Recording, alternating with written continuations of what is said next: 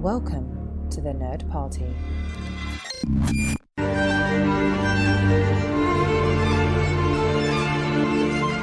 Hello and welcome to the A24 project here on the Nerd Party Network, where me and Dallas King make our way through the A24 filmography and along the way bring you interviews with the talent involved in front of and behind the camera. In the latest of our series of interviews with the cast of Kelly Reichardt's First Cow, I'm joined by Mitchell Saddleback, who plays the Chief Factor's servant. Thanks so much to Mitchell for joining me. It was a real pleasure to chat with him, and I hope you too will enjoy this interview. Welcome to the show. Can you tell our listeners a little bit about yourself and when did your interest in acting and performing begin? Tanse, Mitchell Saddleback, Asigasin. Hello, my name is Mitchell Saddleback. I am from the Samson Cree Nation in Musqueam, Alberta. I live in the unceded Coast Salish territories of the Musqueam, Squamish, and Tsleil-Waututh in Vancouver, Canada. That's where I'm coming to you live from. I live in East Van. I grew up in Alberta, and at a very young age, I started doing improv competitions and in high school, and like kind of word got around, and my counselor in high school actually knew an agent out of Edmonton, and she'd heard about my my big win at this improv competition. I won a golden spatula. She introduced me to her husband's friend, who is an agent, and I instantly started getting auditions, and I moved to Vancouver out of high school and to pursue stand-up comedy and filmmaking. And I kind of took a break from acting, and my life kind of got really complicated and hard, and I kind of found myself in like a really dark place. And I reached out to my agent and asked him if he would like to represent me again.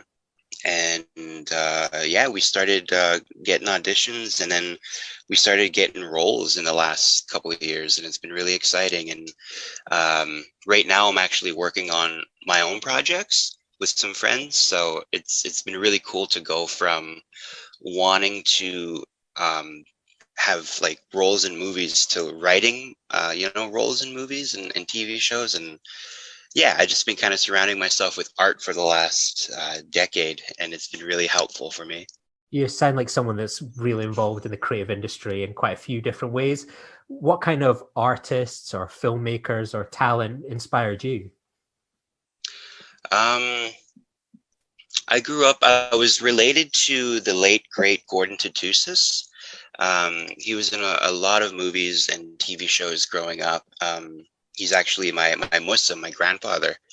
And just kind of growing up knowing that I was related to somebody who was in movies, and I got to see him in like the X-Files, and I never got to actually meet him before he passed away, but that kind of like, just watching movies too, like growing up, I was so inspired by film and movies, and I've always loved movies. We'd always go rent movies growing up at like they don't exist anymore, but like the Blockbuster and the Video Update. We would just rent so many movies, and I remember watching the Blair Witch Project when I was a little kid, and it just kind of blew my mind away, is seeing like that could be a movie, like I want to be a part of this somehow. And I always tell my brother, like, I love films so much that sometimes I show up in them. I've got to relate to you there. I also rented Blair Witch Project from Blockbuster when I was younger. So yeah, that's a nice shared experience of a very similar generation, I think. Mm-hmm. Yeah, it really blew my mind. And like, growing up, like watching even like short films and just, I watched everything. I just love film so much. Kind of Canada's one of those things that continues to grow. You touch on the X-Files, for example. I remember the first 6 seasons, I think, shot in Canada, and obviously it returned when the revival. And it seems to be a continuing place where shows are coming north of the border to shoot. Is it an exciting kind of place to be in Vancouver for projects like that as an actor? Is it becoming a much more competitive environment? I mean, moving to Vancouver was super wise in terms of like all the different kind of outlets I have here. I find it really, like, there's a lot of things that shoot here. Like I'll be watching commercials or like movies, and I would recognize downtown, like trying to be Seattle or like trying to be New York. And yeah, Vancouver's like a hot spot for film and television. I always walk around, like I remember walking around downtown, and all of a sudden I turned a corner and it was snowing, and I was in a car commercial, and I was like, whoa, I walked onto a set here accidentally.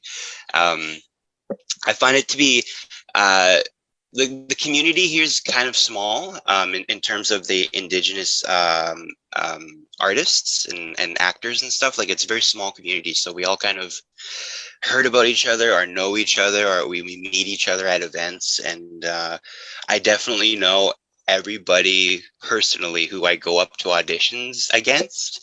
And like, we contacted each other and we're like, dude, we got this audition, and we help each other. And we always tell each other like, good luck, man. Like kill it. Like, I hope one of us gets this. And yeah, it's a small community, and it's really, we're really supportive of each other.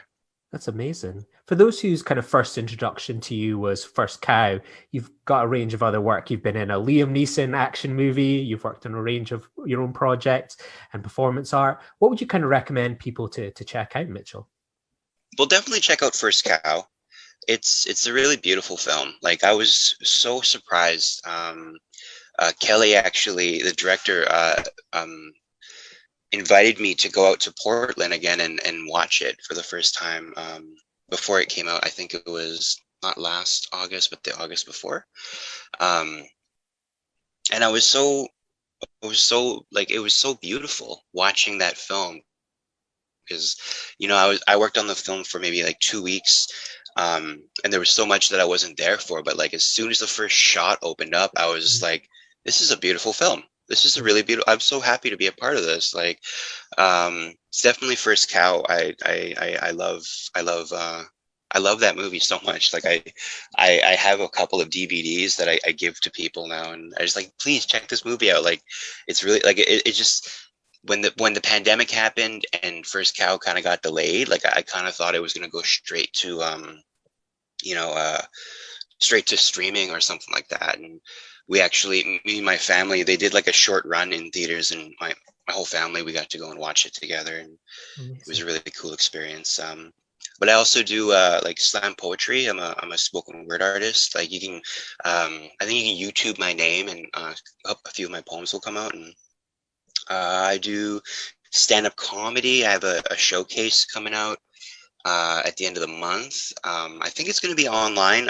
I will get the information on that soon. But yeah, I don't know. Cold Pursuit was a really, really fun film to be a part of too. I would like that movie even if I wasn't in it. So I got a really cool role in that. But yeah, I don't know. I just hope to keep creating and keep making my own work, and keep telling stories and helping tell other people's stories. Me and my friends, we have a show that we filmed, and we just got to do our reshoots because COVID kind of pushed our reshoots way back. But it's a horror comedy called The Banneking that is going to be on the CBC Gem soon. And it's really fun. I have a really fun role in that, and I was one of the co-writers, and we just kind of helped make it come alive, and it's a really fun project. I can't wait for people to see it. Sounds like there's a hell of a lot of there for people to check out. When did you first hear about First Cow, and did it feel like a huge opportunity when you heard about this project?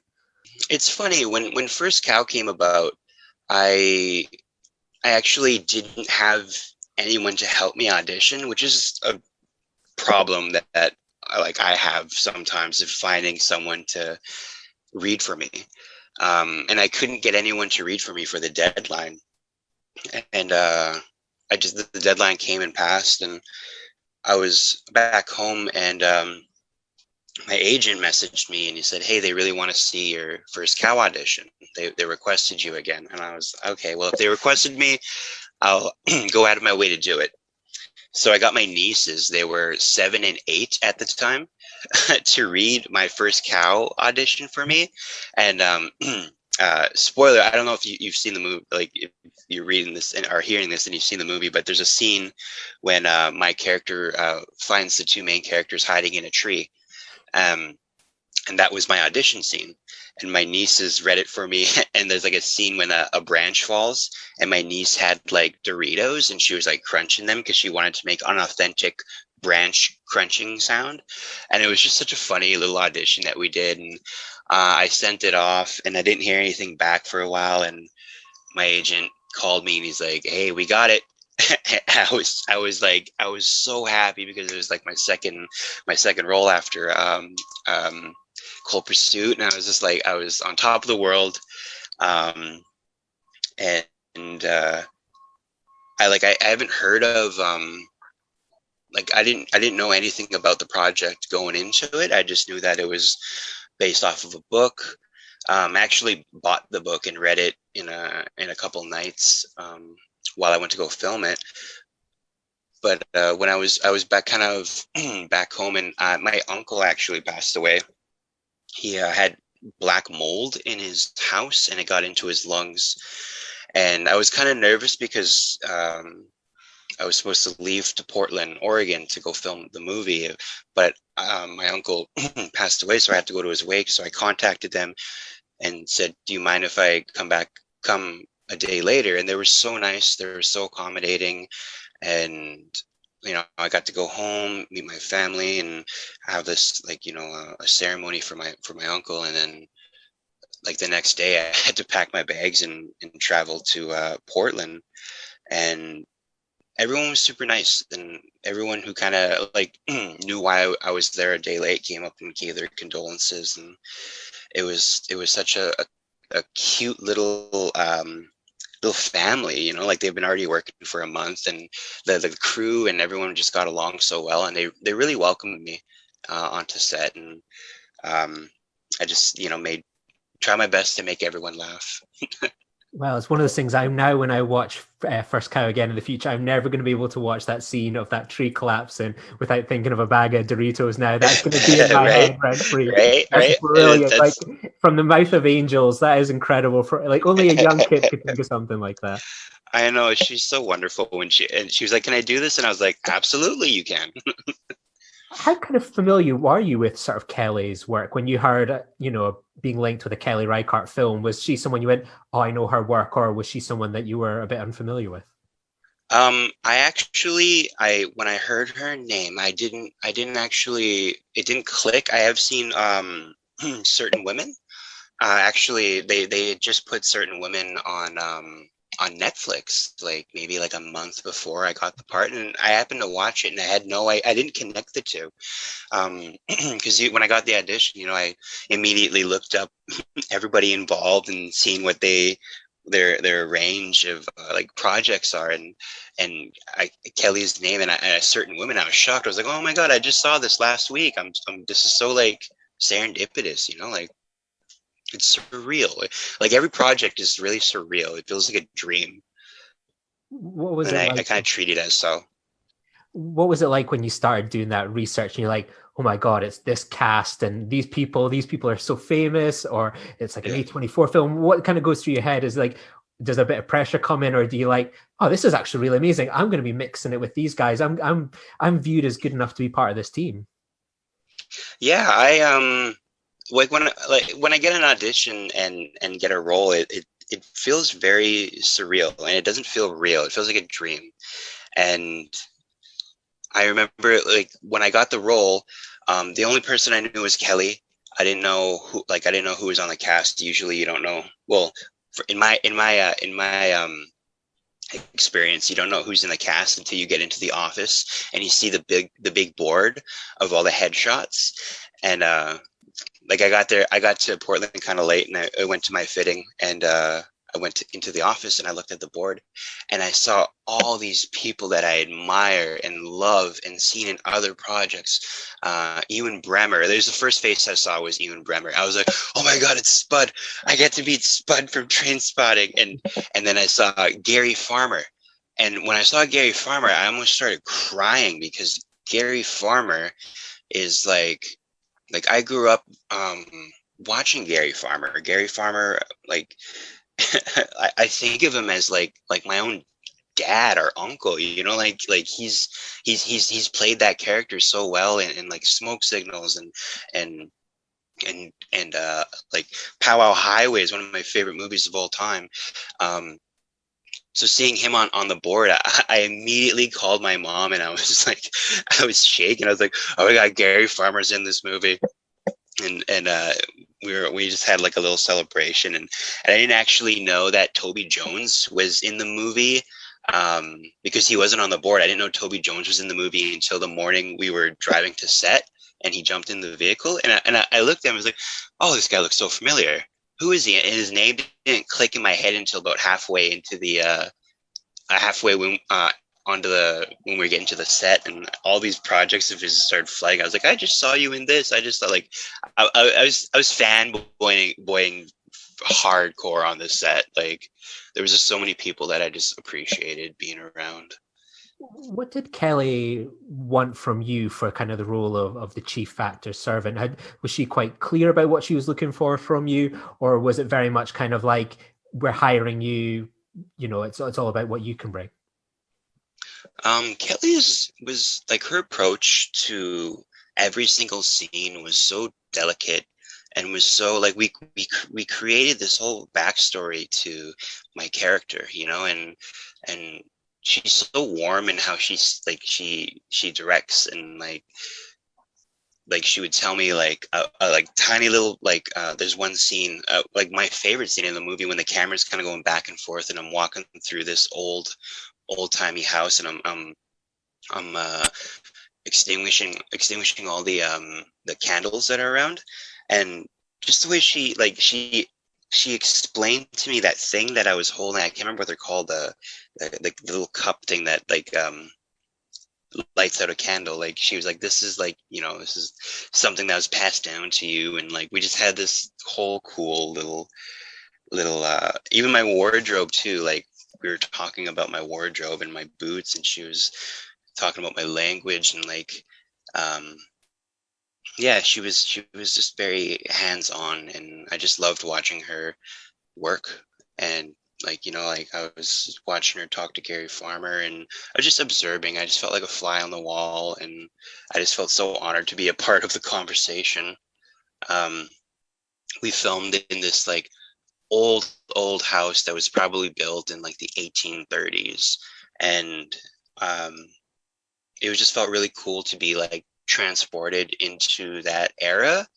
Like, you know, I didn't even look at my phone. Like I forgot how phones worked. I was just wearing old-timey clothes and in an old-timey house, and I was trying to spook people out, standing in corners trying to be like a ghost. But yeah, just Kelly is just she's a pro, and I'm just so honored to be able to have worked with her. Before you get to your first day on set, how do you prepare for a role like that? Are you someone that dives into the history books? Obviously, you touched on you'd read the book. How do you sort of prepare for a role like this, which is a mixture of kind of historical but also fictional? Mm-hmm. When I first got the role, and I read the book, and I kind of got the idea of the setting, I watched a few documentaries about that era. Um, I really kind of, on set, you know, as soon as I got my boots on and that lovely wardrobe, and I got to walk around the set and kind of put myself in that mindset of like, okay, right now we're in the 1830s. You know, money doesn't really exist right now, and I just thought about my backstory that Kelly gave me, and my and Lily Gladstone too. Me and Lily Gladstone really connected and talked about, you know, who our characters were. We talked about you know, like our relationship together, our characters' relationship together, and yeah, I just kind of like immersed myself in this world, and it was so much fun to live back in the 1800s. You know, I was just doing I just did a play that's like a Cree telling of Macbeth. So Wow. instead of like instead of a king, it's a chief, and it's really beautiful. It's Pewagan Macbeth, it was called. Really beautiful play, and that take place in the 1800s, and like doing First Cow and kind of like putting myself in that place really helped me with this play. We went on tour. We toured around Alberta and Treaty 6, and yeah, it was such a beautiful kind of thing that I can tune into now of like living back then. Like I know how the trees smell, and I know how the grass feels. It feels different than it does right now. Like it's just another world that's cool to tap into. It's incredible. I'd love to see your version of the Scottish play. That sounds like a really unique version. You see, with Macbeth, there seems to be so many variations over it. That sounds like a really Mhm. cool one. It was a really beautiful project. We get to speak our language. It's my language too. I speak Cree, Nehiyawh, and doing that project, I got to learn my language, a bit of my language. That was something that was like kind of lost for me, and it was just such a healing project to be a part of, and to go into these communities and to see elders smile because their language is being said on a stage, and to see the youth smile and recognize words that they know. And it was just so oh god, I'm gonna cry, so beautiful to see. Just 100 years ago that would have been illegal. Yeah. And to be able to do that and professionally and be loud, to be indigenous and loud and in front of hundreds of people, and yeah, it was such a healing project to be a part of, and it's a beautiful story, and I can't wait to get back to it, because we were supposed to go to Northwest Territories, and then our tour got cut short. But yeah, that's gonna pick up sometime soon, and there's a lot of they're putting a lot of work into that one, so you're gonna hear more about that one in the future, I think. Absolutely. I hope everyone will be following you on social media to stay up to date with that. And I'm crossing my fingers that someone records it and it can be shared. I'd love to see Yeah. that here in the UK. And I can see clearly on your face what a passion project that is for you. So yeah, I'm excited for you and for the audiences that are going to get to see it, Mitchell. Mhm. You touched on it Yeah. that you developed this backstory for your character. What was that kind of backstory like? That how did you view that he came into the service of Toby Jones as chief actor? Um, my character, oh geez, we had a name. I can't remember what the name was. Um, but my characters, we came up with the story that my whole family kind of died, and Toby Jones kind of found me and hired me. We have this weird kind of like not father son relationship, but like like servant master kind of relationship, and I feel like my character likes being like fancy.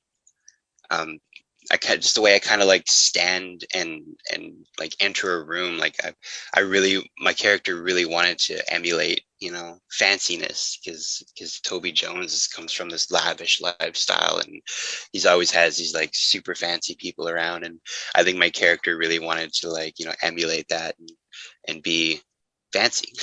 Yeah. And anglicized in a way. Yeah, and we just like we had this really beautiful scene when my character gets to go into his room and kind of be himself, and he starts playing this little wooden game, and I just love that scene so much, because it just reminds me so much of myself, because like I also video game. I also play video games, and like that it just that character just totally turned into me at that moment, because like I'm always gaming, even in 1830. What was that residence like to play in as a set? How did it take quite a bit of time to get there, and what was it like to be on a set like that? Yeah, so we filmed the movie in Portland, Oregon, in the surrounding area, and the locations were kind of in the middle of nowhere. Like I could even tell you where they were. I would just get into the vehicle and we'd drive into the country and come across this really old timey house that's kind of like secluded, but it's like a heritage house, and we filmed there, and we filmed in the woods a bit, and like the geography of the scene is kind of all over the place, but like the house, there was actually like two different versions of the house, the one that was from a distance and one that was like the house that we walk out of. I just loved like seeing how they put that kind of together, how they filmed one thing at one certain angle and filmed something at another angle, and it came together to make like a big house. But yeah, the set it was very small. The crew was very small, and everything, like everybody like knew each other, and we all knew each other by like our first names, and it was kind of like a nice little like getaway, a nice little family that I got to hang out with for a couple of weeks, and even going back to and watching the movie again, we all kind of really connected, and I saw all the drivers, and we all had like a good time in Portland. Was it a challenge shooting in sort of the Pacific Northwest, or am I kind of right that it feels like a lot like Vancouver, that kind of climate and location? Yeah, it's very similar to Vancouver. Like the climate, it got cold at night, so we hung out by the heaters a lot because we had a bunch of night shoots.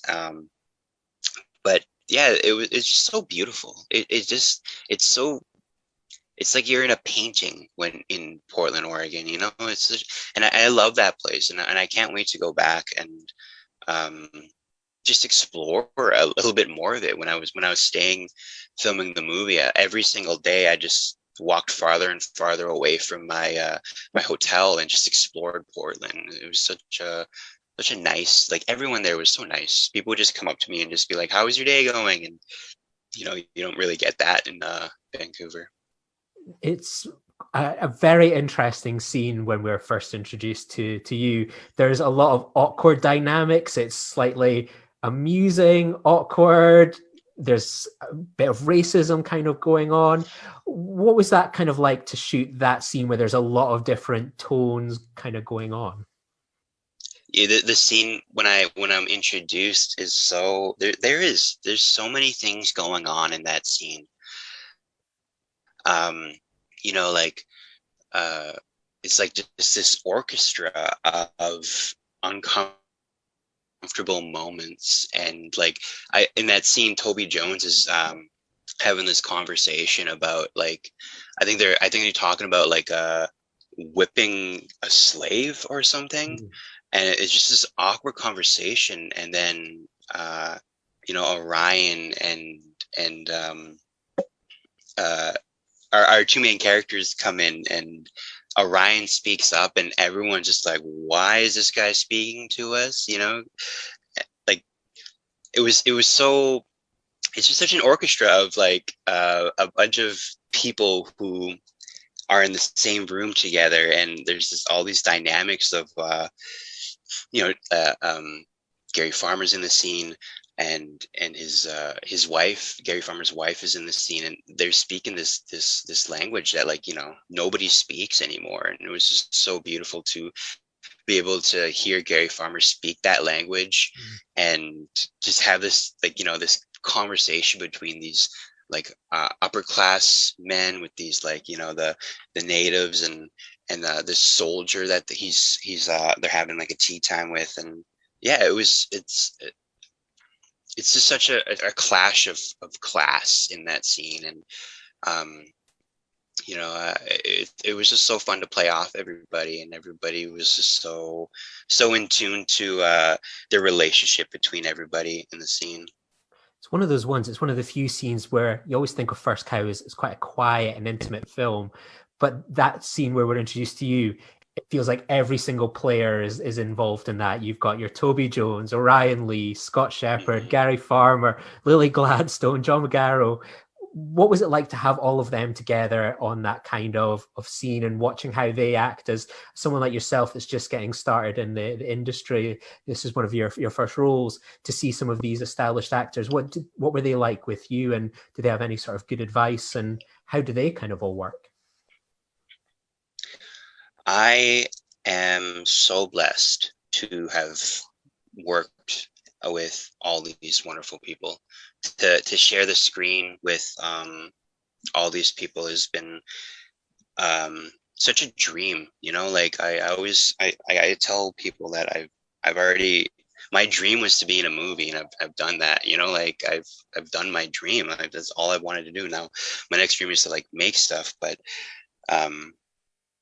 meeting everybody for the first time was so fun. I actually probably hung out with you and Bremer most, just because we were like, you know, in the same scene. So, and we were in the same vehicles driving, and Gary Farmer, he was like, you know, he was like a dad on set. He came up to me and he told me to quit smoking, and I did. I don't smoke anymore. I was smoking a cigarette, and he was like, "You should quit smoking." I was like, "Okay, Dad." And he had some really good acting advice for me, and we talked about how we got into it, and he told me his how he got into it when he was younger, and we talked about, you know, Gordon Tatusis and how they were really good friends, and how he was my Muslim. And Toby Jones had great actor advice for me. He told me to read Le Curé, the spy novels. He's like, you want to really tap into acting, read spy novels. And totally changed my life, and I totally understand acting in a different sense. And I was so blessed to be able to have conversations with these, like, just royalty to me, you know. Like I grew up watching all these people, and Scott Shepherd is hilarious. That dude, that guy is so funny, like on set. And just every time we said cut, he would just come and say something completely ridiculous. He was the only one walking around with a sword. All those people, all the players were so fun, and I learned so much from each and every single one of them. And you know, just watching them work, and just watching like Toby Jones, he like that whole monologue that he has at the beginning of that scene.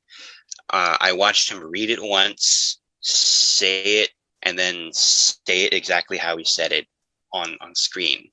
And same with Gary Farmer. He's speaking another language, and he looked at it, said it, and then went and filmed it. And I was just like thinking, like, these guys are professionals. These guys are professionals. And you know, I just happen to be like, why am I here? You know, how did I get here? It was such a fun, great learning experience for me, and I'm very honored to have, you know, been a part of it. Like, First Cow is such a beautiful film, and I hope more people see it. And I was so happy when they just put it on Crave in Canada. And over the last couple of months, I've been getting a lot of messages from a lot of people I grew up with, like a lot of people I went to high school with, like, "Oh my God, so I'm watching a movie and all of a sudden you show up." I was like, yeah, that's what I do now. It seems to be it's still making its way into the world. I was lucky enough to see it last July, but it only just came out in UK cinemas last month when the cinemas reopened here. So I'd seen it a couple of times at home on digital, but to be able to watch it with an audience was such a treat. And I suppose there's one member of the cast that we've completely not touched on that you've worked with, and that is the titular cow herself, Evie. What was your memories of working with the first cow herself?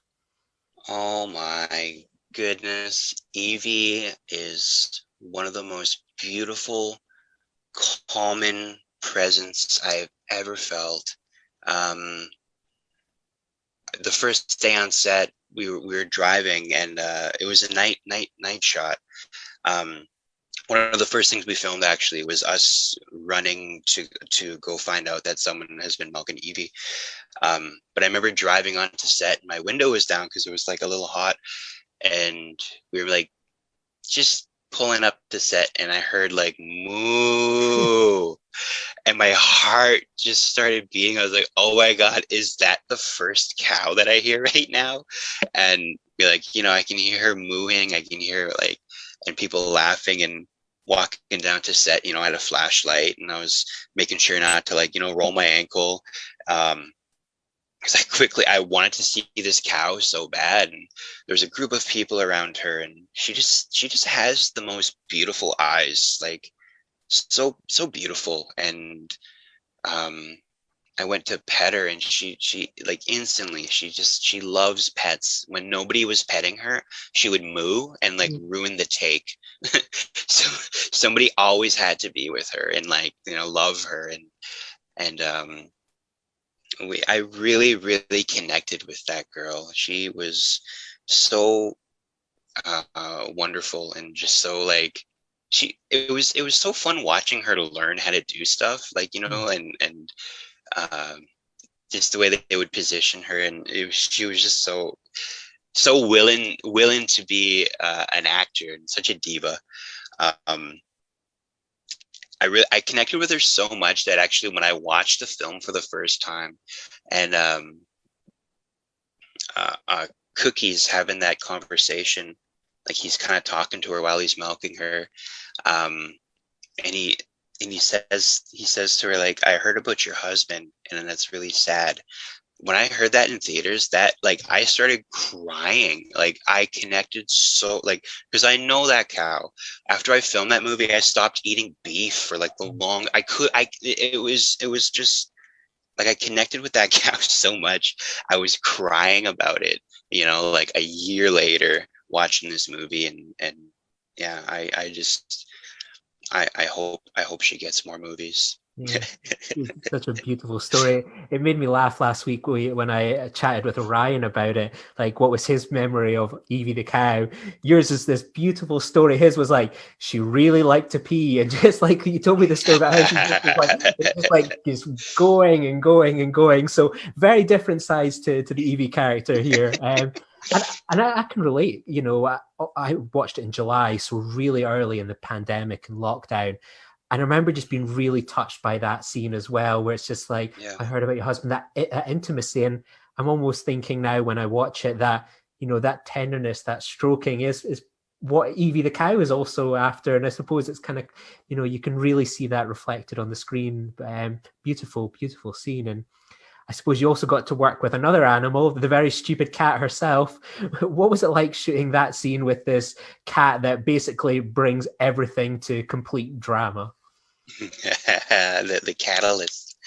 Yes, very well done. There's the comedian Yeah. side of you coming out there, Mitchell. Right. So that cat didn't like me.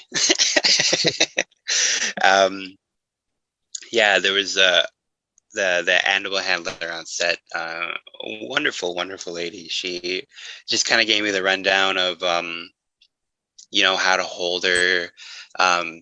She was gentle. I shouldn't say she didn't like me. It was just because I was being kind of rough with her for that scene. We did that scene a couple of times. I couldn't get the throw right, because I have to throw the cat out the window, and I was like, I really don't want to throw this cat, you guys. But they're like, no, like she lands on this huge cushion thing. Like she didn't fall far, but like I'm trying to be like angry about it. So I was really happy with the ADR that they the Foley that they added in that scene, because it sounds like the cat like hits the ground and tumbles. Yeah, that cat was a cool cat. Like, on set, he'd come and hang out and pet him. He had like a cute little mustache and a mighty beard, just a cute face. That was a really good scene. A lot of people tell me that that's their favorite scene. When you toss that cat, man, that's good stuff. It's one of those things. There's just so much stress you get watching it. You just like, what's going to happen straight away. Just as soon as we start seeing you walking around the house, and it's like, it's all going to come to a head, and it just keeps building. And then when you step outside, you're just like, oh, here it's like the game's up, and it's just one of those things Yeah. that just going through that awkward ringer of like, oh, you just want them to get away with it. Like I'm almost shouting at your character in my head, like, just leave the cat, just stay inside, go play Leave. with Yeah. your video game. Absolutely. Yeah. There's I love the tension. All the tension in that scene is like watching it for the first time, I was like sweating. I was like, oh my God, I know I find them. I don't want to find them. Like I'm connected to these characters right now. Like, yeah, You stupid cat. obviously, once you kind of think something's going down, you alert like Ewan Bremner's Lloyd and Jared Kozowski's Thomas. Did you enjoy working with those guys and my fellow Edinburgh boy Spud? Oh yeah, so much. Those two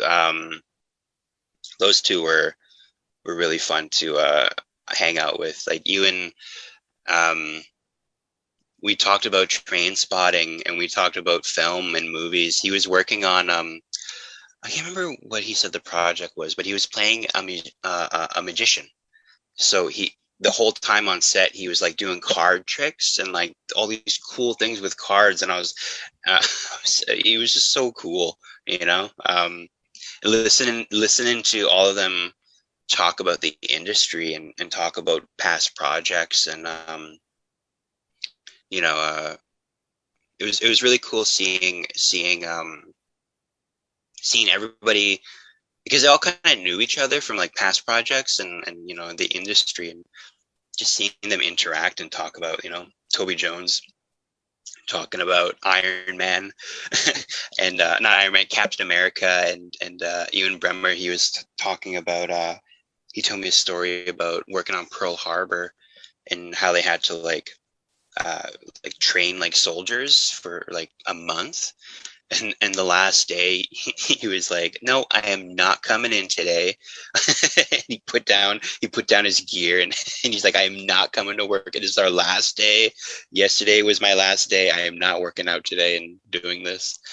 But it's cool to like just to have like a backseat and listen to these these these pros talk about their own experiences and like these, you know, movies that I've grew up with. And Is that something that's now important for you now that you've worked on several movies? You're someone that's worked on the different projects. It's about sharing and passing on that information, being someone that people look up to you and go, oh, if Mitchell can do it, I can do it, and learning from your experiences, good and bad. oh, absolutely. Like I always tell people, like, I growing up, I never had representation. I never saw myself on stage. I never saw myself on TV or in plays or even in music. Like, you know, like I never had representation. I've always wanted to be able to look on screen and see, you know, people that are like me, characters that are like me, and I think that's my main goal, and I feel like that's why I'm here on this planet, is to be representation for young Indigenous youth, to, you know, to be able to be on a stage and speak Cree, or be on a big Hollywood movie and make people laugh and make people nervous.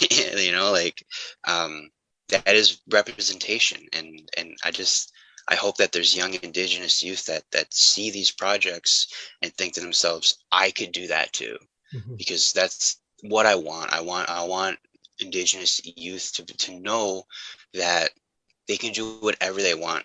They if they want to go to the moon, they can go to the moon. You know, it's possible now. We live in this in a world where it's possible to be able to follow your dreams, like, you know, whether it be singing or dancing or drawing or painting or, you know, music and or fashion. Like, you know, like, this is such an exciting time to be an artist, but it's a more exciting time to be an Indigenous artist, because, you know, they're finally telling our stories, and we're finally being represented in TV, film, and in entertainment, you know. And watching this movie, it was so beautiful to see all the Indigenous scenes, like all these beautiful scenes of just really takes you back to a different time.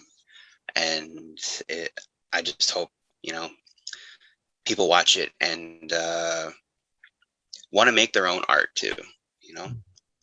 And has there been a positive reaction within that community to something like First Cow and what it represents in your role? Absolutely. I've a lot of people have reached out to me and thanked me for being a part of it, because you know it's an A24 movie, and like these like it's such a, like, a lot of my friends, a lot of my film friends are like, they're so happy for me that I'm part of that family, and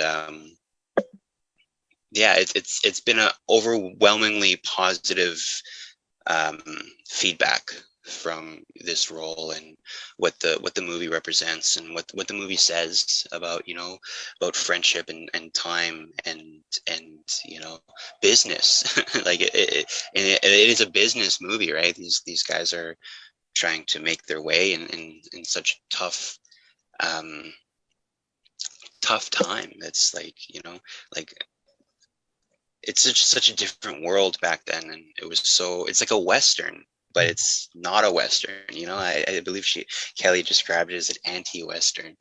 um yeah, it's just to be a part of it, and to see the response, and like my whole family, my nieces love the film. They helped me with the audition, and when we were watching the movie in theaters, they were like, this is our scene. Like they were so excited to see that. um and it was just excited for me to be able to see, because I have like four nieces, right? And one of the younger ones, we were all watching it at my brother's place, and we pointed at the TV and we're like, look, who's that? And to see her look, and to see her eyes get really big, and to look at me, and then look back at the TV, and then look at me, and she was like, is that uncle? And we all, and like she just sat down and just watched the rest of the movie with us, and it was just like, you know, that's why I'm doing this. It's just like that stuff like that just makes my whole life just feel like I'm doing something super important and super good for, you know, the next generation. It's wonderful. And you talked about seeing the film for the first time. What were your feelings going into watching that movie the first time? Was it excitement, nerves, anticipation? What was it like making that trip back to Portland to watch the film? Yeah, me and my ex at the time drove out to Portland, and I was nervous the entire time. I was shaking the entire time because I didn't know what to expect.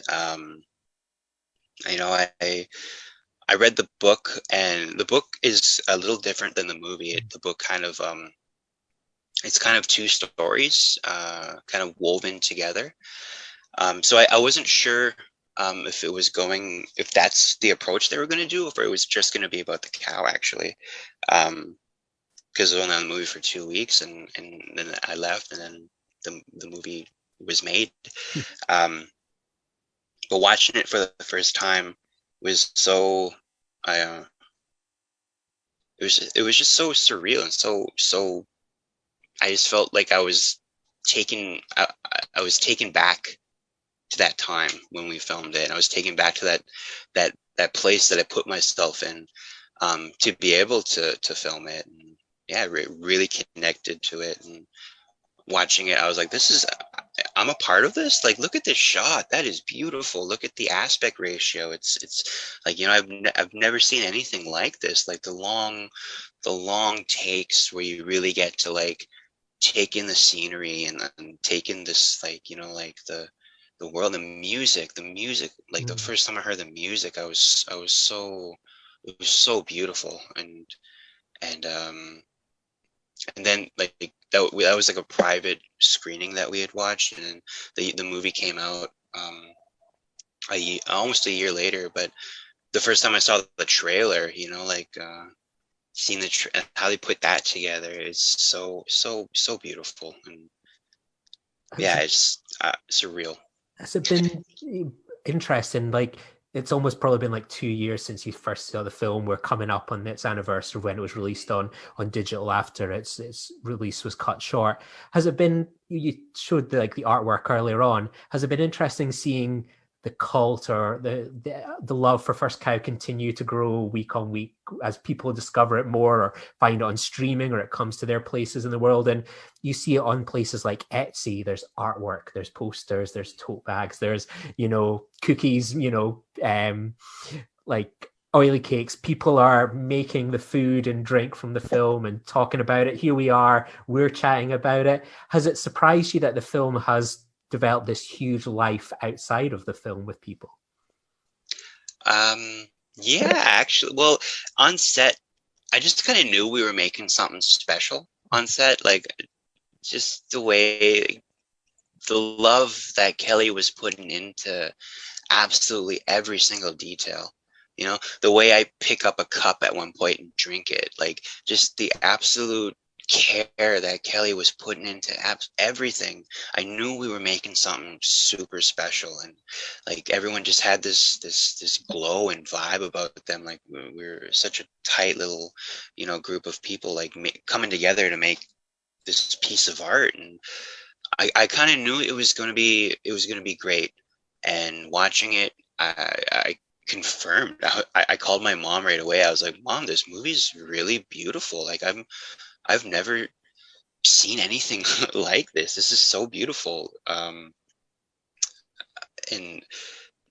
I've seen videos on, like, video essays on YouTube about certain shots of the movie, and I've listened to podcasts and of people talking about the movie, and I'm not surprised that people love it. It's like, and it's only like the love of it's only getting bigger. But it is so it's really beautiful to see how this has affected people. And it's a really immersive film, and people get to experience it now, and I'm so excited because it took a while for it to come out, and I just really wanted people to see it. Like, it's so beautiful. Obviously, you touched on it. A20. It's an A24 film. Have you got other favorite A24 films from their filmography? Oh, so many. I love A24. A Ghost Story.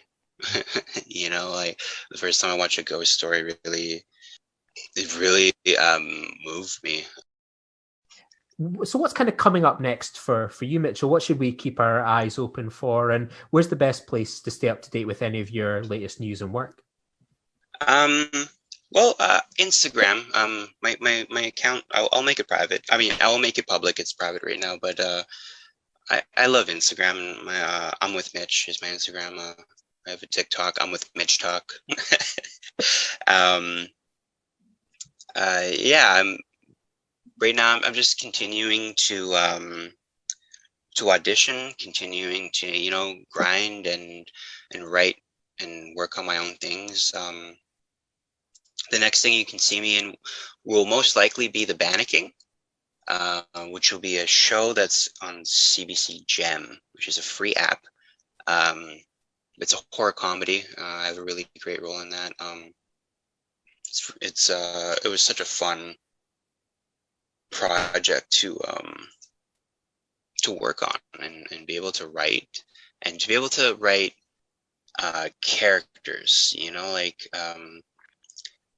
I think growing up, in trying to be an actor, I would get a lot of kind of racist auditions. Like there's been so many times when I've went to an audition and the audition was to be a drug addict, or to be like an abusive boyfriend, or be a drunk at a party, or be a crackhead. I've been to so many auditions where I had to pretend to smoke a crack pipe, and like that's actually been one of the things the hardest thing about the industry for me, is that the roles that I go for, like I would leave auditions feeling like dirty, I feeling like just not good about myself. And that's kind of what the industry is like. There's all these people trying to tell our stories where it should be us telling our stories. And it's hasn't been too kind to Indigenous characters. You know, we always kind of get the shorthand and, you know, play gangsters, or, you know, so I've been trying to be a gangster for, like, you know, for 15 years of my life. And I think my one of my goals is to be able to write good characters for Indigenous people to take on, you know, because we deserve good characters, and we deserve characters that are heroes. And you know, like a lot of our characters are troubled and addicts, and I think my goal is to write really great characters, and to be able to give somebody like a character that I would want to play, my dream character. And that's kind of what I'm doing right now, is I'm writing really good Indigenous characters in my future, because yeah, we don't get that. Yeah, I'm looking forward to seeing those roles from you, and I'm excited for it. And I just want to thank you so much, Mitchell, for coming on and sharing your experiences and insight. It's been a real pleasure to dive into First Cow with you. And I know you've listened to a lot of First Cow podcasts. You're now on a First Cow podcast, so you know time is a round circle. Awesome. Yeah. It's been really good. I've been looking forward to this, and I just want to celebrate First Cow as much as I can.